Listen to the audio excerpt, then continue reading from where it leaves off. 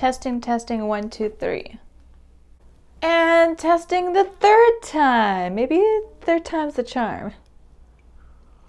Hey guys, welcome back to my channel. My name is Olena and I live in Busan, South Korea. I'm an English teacher here. I've been here for a little over a year.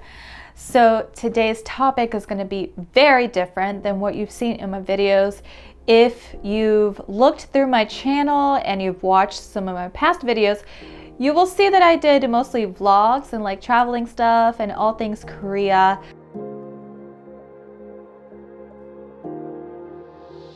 A large proportion of the US population is first or second generation Americans, and our stories should be heard.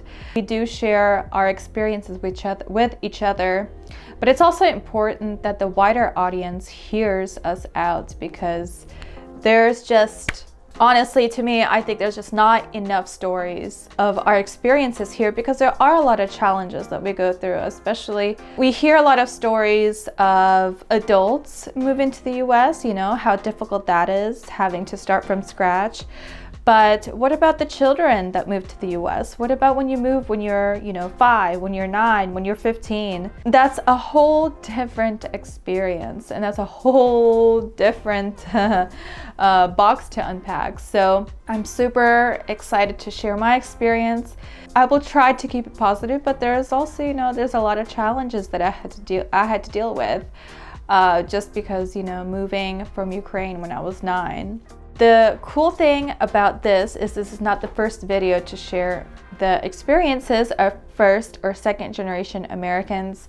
In the next video, I'm going to share the experiences of my friends who also immigrated to the US, or maybe they were born to immigrants in the US, and they're gonna share their story. So yeah, let's get started.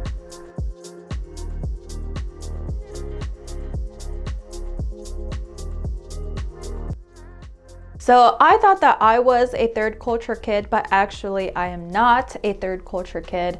A third culture kid is basically like the kids of diplomats, of military who move around a lot of different countries, maybe business people, just any families that move around countries throughout a child's growing up years. So they are like the third culture. They don't belong to the culture of their parents. They don't belong to the culture of the country that they grew up in. So they're kind of like their own third culture. They're like a mix of all the different places that they lived in, and they don't quite fit into any of these places. For me, I am a first generation American, meaning that I was born outside of the United States. It can be any age that you're born. As long as you're born in the United States, then you identify as a first generation American. If you're a second generation American, that means that your parents were born out of the United States, or one parent was born out of the US. So going back to this episode, Dr. Kirk talked about the characteristics of third culture kids. And I think that these characteristics we can also relate to as first generationers. Absolutely. There's a couple that are very unique, I think, to third culture kids, but I think most of them we can definitely relate to. So I would like to share those first because they're really interesting, and it's things that I've never thought about, and I'm like, that's me. That's really me. That like describes me. Wow, I never thought that was because I was first generation. I thought it was just weird. But a lot of traits about me is because of my like growing up in 2 different countries. And that's why I have those characteristics. So let me get my phone so then I can share with you. So there are 3 categories of what I'm going to share. First, it's going to be the pros and cons of being a third culture kid. And then it's going to be just Dr. Kirk Honda's observations as a therapist when he treated third culture kids, and just some of the commonalities that he found between them. So first, in the pros, can be a little bit more mature and adjusts well as an adult, can be more multicultural, have diverse friends, more resilient, high levels of well-being, more developed cognitive and adaptive styles, more cultural empathy, and more open-minded. For all of these, I can definitely relate to. I've always felt like I was a little bit more mature than kids my age. I definitely have friends from all over the world. Even in school, I did have some friends that were from other countries. More resilient.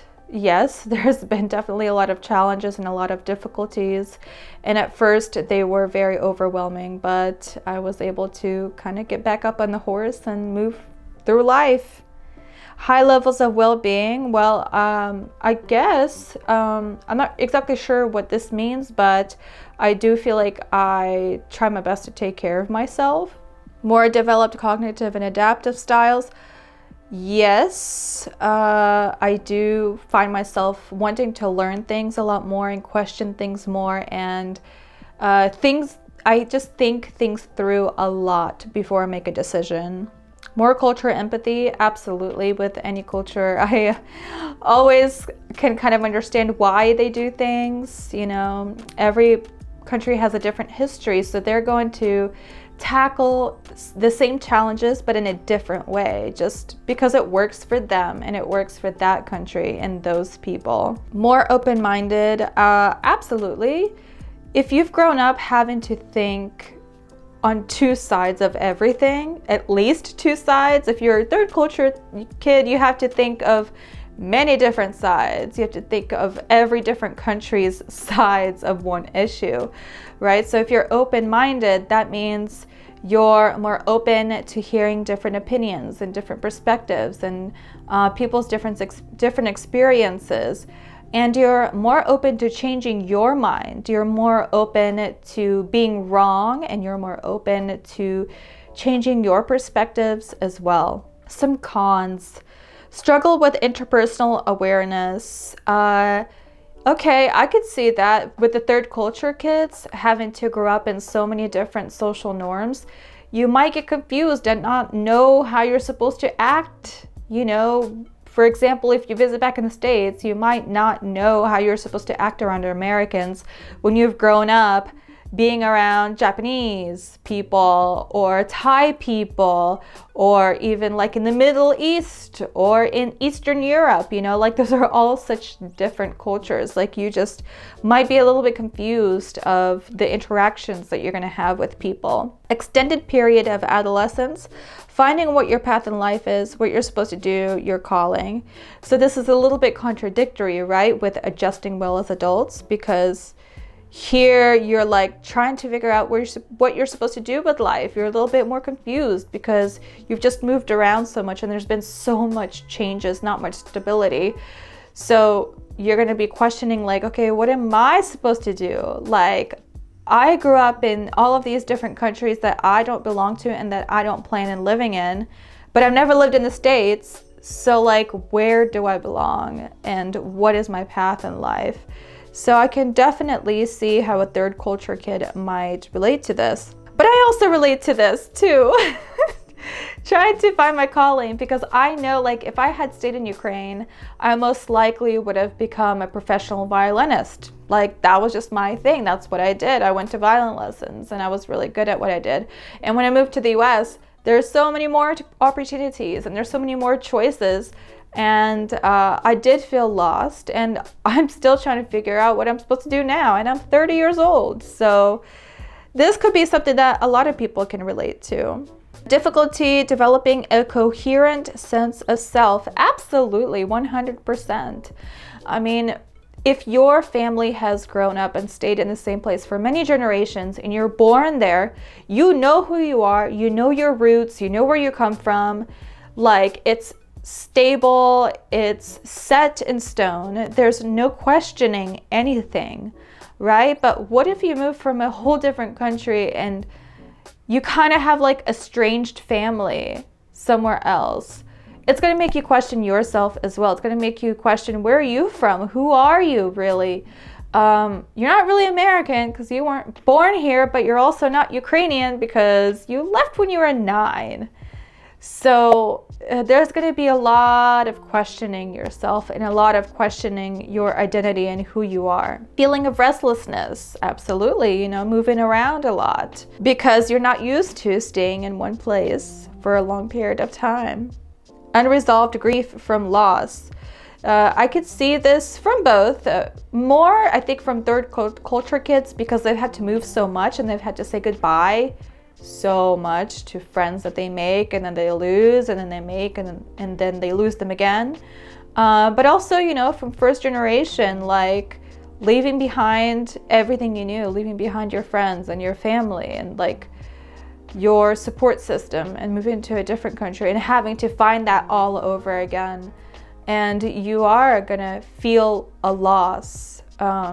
And for me, it's a little bit of a different loss, which I will discuss in the questions after this. Feel out of sync with peers as kids and teens. Yes, absolutely. If you grew up in a different country and you move to a new country, you're gonna be different automatically than those kids because you didn't grow up in the same school as they did. You didn't end up going together to the same school from kindergarten to like 5th grade to 6th grade. And you don't have those deep-rooted like friendships that maybe your other classmates may have. And also socially, you have to learn social cues. You have to learn the humor. You have to learn pop culture, which is what brings people together. You have to learn so many different nuances that can connect you with other kids. But if you have nothing in common and you don't even know what social norms are, you may mess up and do something that's offensive, but you didn't think it's offensive, or you may do something that other people think is weird. You're gonna feel different than the other kids. Low emotional stability. I could also see that moving around a lot. Any kind of instability as a child is gonna affect you as an adult. I mean, emotionally having to say goodbye so much and not having a tight-knit long-term group of friends, I could imagine how this can really, really affect you as a child. I guess with my timing, it was pretty good. I was 9, you know, and I had spent a lot of years going to school with the same people. So I did have some sort of grounding with my classmates. But, you know, it's still, even moving countries in general is gonna have a large impact on your emotions and your mental health as well. So I do feel like just not feeling like I 100% belong in either culture and having to learn everything from zero, it's going to affect me emotionally as well. The therapist's observations, some things that he found in common with his patients who were third culture kids, but I think that we as first and second gens can relate to, are feeling of Wonderlust. I'm a living example of it. I've lived in now 4 countries in my life. I always want to travel. I'm already planning my summer trip and I just got done with my winter trip. Great trip planners. 100%. I love planning trips. I find them to be really fun. I have a lot of confidence in planning trips and researching the best things to do, the best places to stay. I know how to make reservations with ease. Like it's really fun for me. I actually get a lot of enjoyment out of it. Don't understand why people stay in the same place and not move around.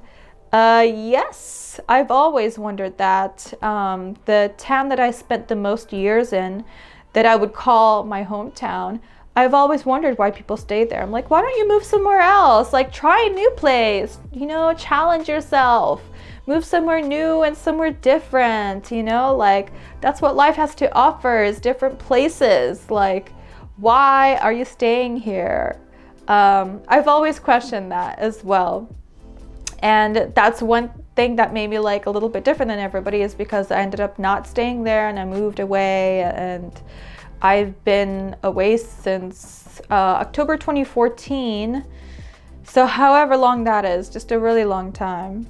Love different cultures and different languages. Of course, I love learning different languages, and I am good at learning different languages. I love Spanish. I started that in high school. I still try to practice it sometimes. I love Arabic. I learned that when I was in Morocco. I speak Russian, although it's really broken. And yeah, I just love seeing how they all connect with each other and like the different things that they have in common and always improving on them, never leaving one behind. So I definitely can relate to that. Less patriotic. I think this only would apply to children who move to the US as first geners or second generation. I found that a lot of like people who are older when they move to the States, they're actually a lot more patriotic towards the US. But I've also found that first or second geners that are younger, they are less patriotic towards the United States. So that's something interesting that I've found. Social chameleons. I could see that, like you adapt to whatever social situation that you're in. Makes sense. More flexible, of course, you have to move around a lot, or you're just moving to a new country, so you have to be flexible if you want to thrive in this country. Consider issues from multiple perspectives. Yes, 100%. And I like to challenge people to think differently, and sometimes it's seen as argumentative, but I've been that way for a very long time. I like to see things from many different angles. You know, having spent time, especially now in 4 different countries with completely different views on everything, when there's any kind of question to answer, it's harder to answer it because there's always so much gray area to everything, and there's so many different ways of viewing the issue. And the answer may be 100% applicable in one country, but not applicable in another country. So things just get a lot more complicated, I would say. Never quite happy where you are. Yes, I've definitely felt that way. Feel like an outsider? Absolutely. And I will address this question next.